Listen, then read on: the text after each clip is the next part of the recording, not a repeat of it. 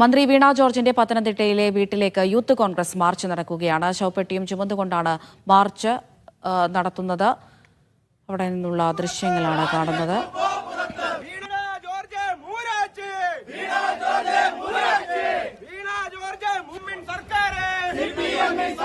S Nandusha വിവരങ്ങൾ നൽകാനായി ചേരുന്നുണ്ട്. നന്ദുഷ, പലയിടങ്ങളിലും പ്രതിഷേധം തുടരുന്നുണ്ട്. പത്തനംതിട്ടയിലെ സ്ഥിതി എന്താണ്?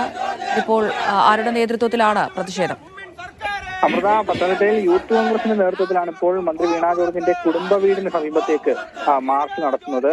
ഈ കുടുംബ വീട്ടിലേക്ക് പ്രവേശിക്കുന്ന റോഡിന് മുന്നിൽ ബാരിക്കേഡ് കെട്ടി പോലീസ് മാർച്ച് തടഞ്ഞിട്ടുണ്ട്. ഏതാണ്ട് 30ഓളം യൂത്ത് കോൺഗ്രസ് പ്രവർത്തകരാണ് ഈ മാർച്ചിൽ അണിനിരന്നിരിക്കുന്നത്.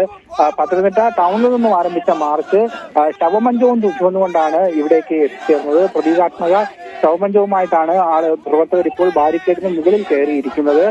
പ്രദേശത്ത് വലിയ പോലീസ് സന്നാഹമുണ്ട്. ബാരിക്കേഡ് മറികടക്കാൻ ശ്രമിച്ച പ്രവർത്തകരുമായി ഒന്നും തള്ളുമുണ്ടായി. ഏതായാലും നിലവിൽ അക്രമാസക്തമായ ഒരു സാഹചര്യത്തിലേക്ക് കടന്നിട്ടില്ല മാർച്ച് ഇതുവരെ. എങ്കിലും മാർച്ച് പ്രതിഷേധവും തുടർന്നുകൊണ്ടിരിക്കുകയാണ്. അമൃത, ശരി.